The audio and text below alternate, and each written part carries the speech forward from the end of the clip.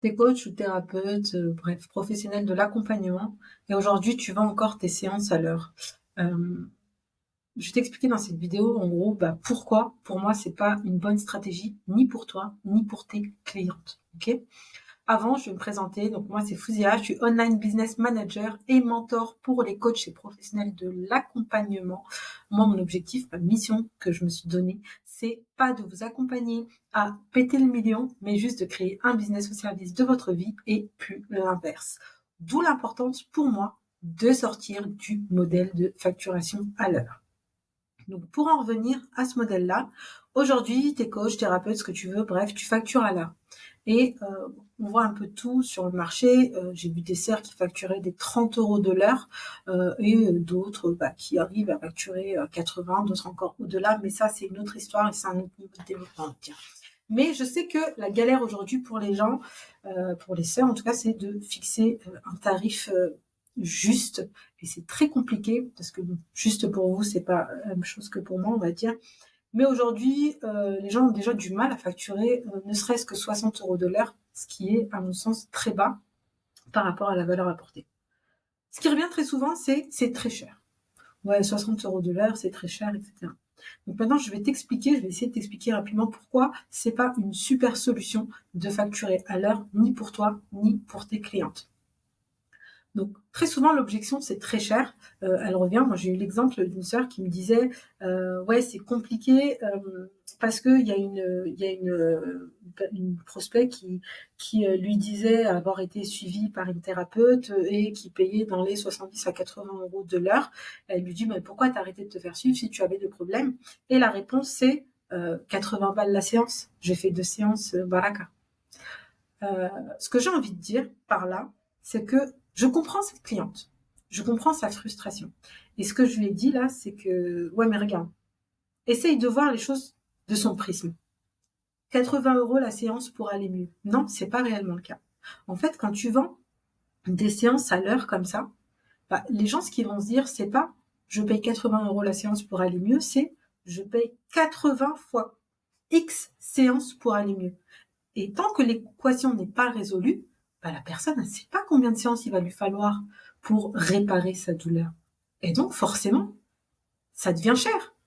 On est dans une communauté où, en tout cas, nous, on échange beaucoup aussi avec nos époux, ou pour beaucoup de sœurs aussi, c'est leurs époux qui payent les consultes, les machins. Donc, elles se sentent obligées à un moment de justifier.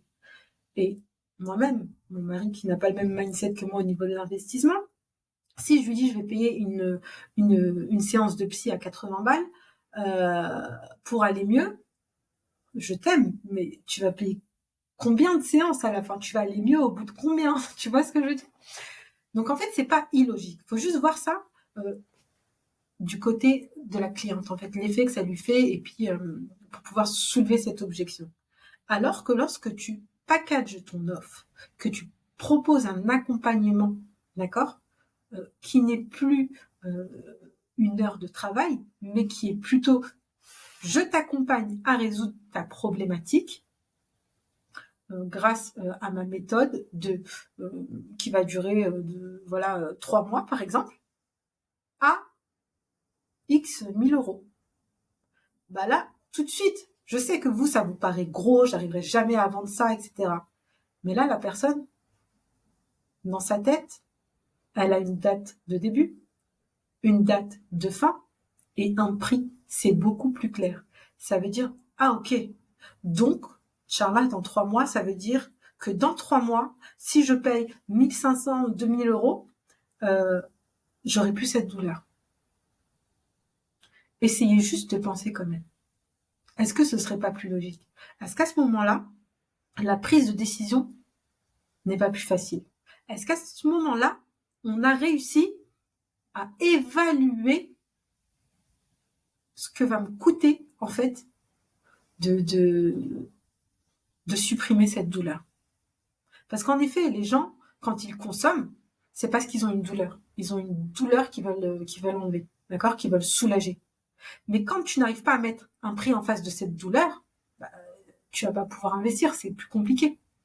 Donc voilà, d'un point de vue client, à mon sens, pourquoi c'est plus intéressant pour eux de de prendre des packages de groupe plutôt que des tarifications à l'heure. Et si on prend à l'inverse, les sœurs qui facturent à 30 euros par exemple.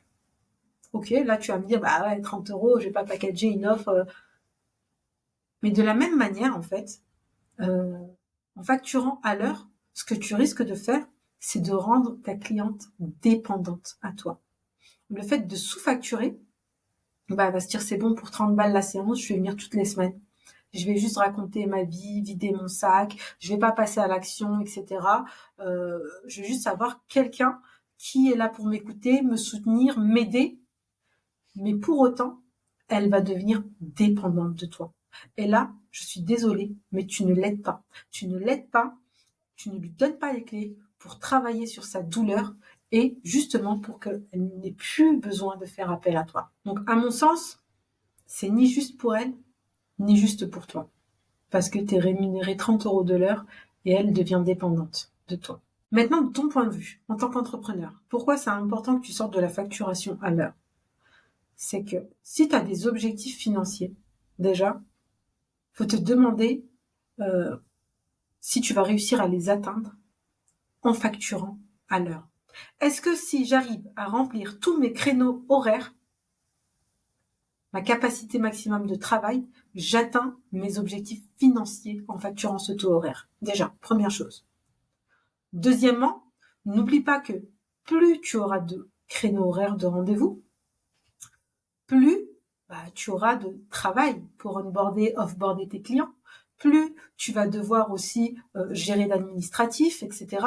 Et donc, moins tu auras de créneaux finalement à proposer parce qu'il va falloir, ou alors tu vas rallonger tes journées pour pouvoir justement faire tout l'administratif, tout le marketing autour, etc.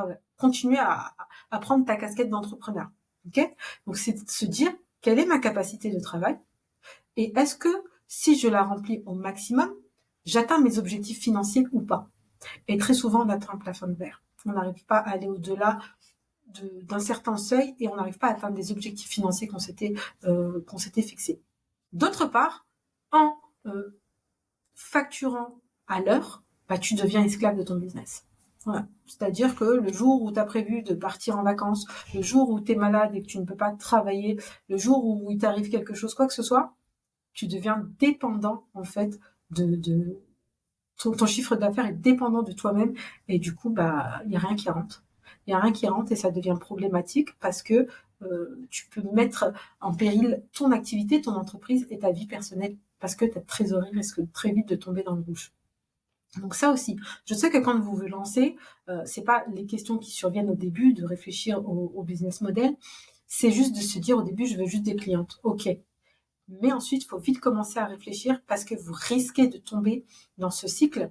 Et malheureusement, une fois qu'on y est, c'est très dur de freiner, prendre du recul et de se dire, OK, maintenant, il faut que je sorte de là. Qu'est-ce que je fais? Qu'est-ce que je mets en place pour justement sortir de ce mode esclave de mon business et sortir la tête de l'eau et pouvoir générer du chiffre d'affaires tout en ayant une vie saine à côté.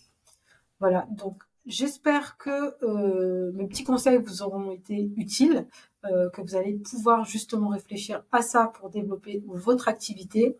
N'hésitez pas à me laisser un commentaire pour me dire dans quelle situation vous vous trouvez, qu'est-ce que vous aimeriez faire. Donc là, évidemment, j'ai parlé de packager son offre, mais ça peut aussi être de passer du one-to-one au collectif. Moi, c'est des choses que j'accompagne mes clientes à faire à travers mon mastermind System Power Mind. Ce que l'idée, quand je dis, c'est de vous accompagner à créer un business au service de votre vie et plus l'inverse, c'est de se dire qu'en fonction de vos objectifs de vie, de temps et financiers, on va réfléchir ensemble au business model qui va vous convenir pour construire justement votre vie personnelle idéale tout en apportant de la valeur à vos clients et en ayant un plus grand impact et aussi plus de revenus évidemment. Bref, donc si c'est une chose qui vous intéresse, n'hésitez pas à me contacter. Vous savez me trouver sur les réseaux sociaux. Mon Insta, c'est Fouzia Maestro. Et je vous mets tous les liens utiles, même pour rejoindre ma communauté gratuite qui est dédiée aux professionnels de l'accompagnement. Donc coach et thérapeute uniquement, dans lequel je partage des conseils, je fais aussi des lives mensuels. Bref, en gros, si vous voulez me trouver, Vous avez tous les liens utiles en description. Je suis très abordable, très accessible et au contraire, j'adore partager, j'adore échanger. Donc n'hésitez pas si vous avez des problématiques, on échange ensemble, Inch'Allah, avec grand plaisir. Et sur ce, je vous dis à très bientôt.